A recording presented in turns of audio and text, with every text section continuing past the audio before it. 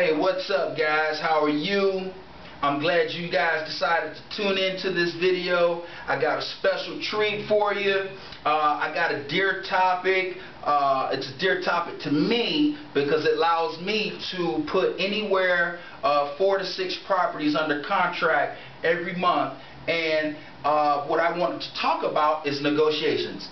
A lot of people aren't going to tell you, how to negotiate or some of the things that you may need to ask the seller to see if they're actually a motivated seller, and if they are, it'll kind of give you an idea of where you need to be offering as far as price goes on that property. Okay, so the very first thing that we want to do when a motivated seller contacts us is we need to find out what kind of situation they're in. That's number one. Okay, motivated sellers are usually in some sort of distress situation, and the worse the situation that they're usually in, the cheaper we can get the property for. Okay, as wholesalers, we got to be able to get the property at a cheap price so we can create a spread for ourselves. Remember guys, as wholesalers, we're not holding on to this property. Alright, we're turning this paper loose to make a quick profit. Alright, now the property that we're going to be selling to, or the people who we're going to be selling to, are other investors such as rehabbers or landlords. Okay, so we have to create a big spread, and when we price the property, we have to price it right enough where we can still make a profit, where we leave a piece of the pie for the rehabber or the landlord who's going to come in and put the work in. Okay, so guys, that's number one. Find out what type of situation the seller is in. Alright, number two, okay, never be the first one to mention price. Alright, and I'm going to give you a little technique that I usually use on the phone right now, and a lot of people don't give away their strategies, but I'm going to give you this technique that allows me to make thousands and tens of thousands of dollars every month.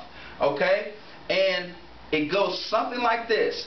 Sellers, okay, want to know what you want to offer for their property. Okay, like I said, don't be the first one to mention price. Okay, once you be the first one to mention price in negotiations, you lose tons of leverage. Okay, you pretty much take yourself out of the deal. So this is how I handle it, guys. When I get a motivated seller on the phone, this is what I say to them. Hello, such and such. The last thing I want to do is throw you a number out there where you may be trying to feel like I'm trying to lowball you or trying to steal your property from you. I'm not in the business to do that to anyone. I want to be treated fairly as anybody else would want to be treated fairly. So I will put myself in your shoes. Okay? What is the least amount that you will be willing to accept cash for this property with a 30-day closing? Okay? Once again, alright? Without me insulting you, throwing the number out there, you trying to feel like I'm lowballing you or steal your house from you, okay? I'm not trying to do that. So how I like to handle things is just kind of get an idea of where you may be at in price, because the last thing I want to do is waste your time, because I know your time is valuable just as well as mine. What is the least amount that you will be willing to accept cash for this property with the closing in 30 days?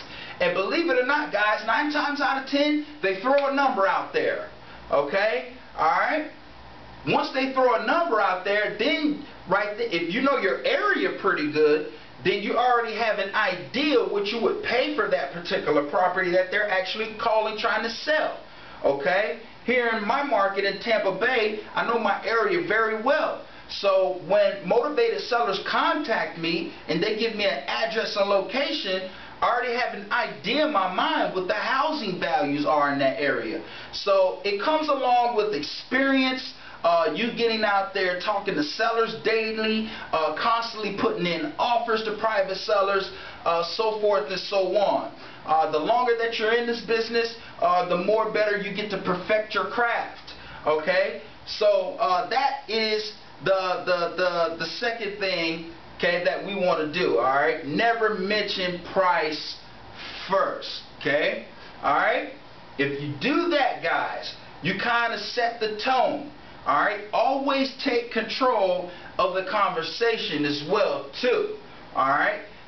Do not let the seller play you into, well, my house was appraised at such and such, okay? Don't go for that, because I'm going to tell you guys, right now in today's economy, houses have no values. And what I mean by that is everything strictly runs off of comparables. I don't care if your house was appraised for $250,000, okay? If in your particular neighborhood, houses that are similar to yours are only selling for $150,000, okay, then guess what? You're not going to get $250,000 for your house. Okay, so don't be fooled by appraisals, because appraisals mean absolutely nothing in today's market. Okay, hopefully guys that this video gave you some insight and tips on how to negotiate dealing with private sellers. Rate the video, comment on it, visit my website Mrflipperhouse.com. Okay, sign up for the newsletter. Sign up for the newsletter so you can get all of the latest, greatest content, strategies, tips on wholesaling in your local market. Okay, the website is Mrflipperhouse.com. The email address is info@Mrflipperhouse.com. And until the next time, we out of here. Peace.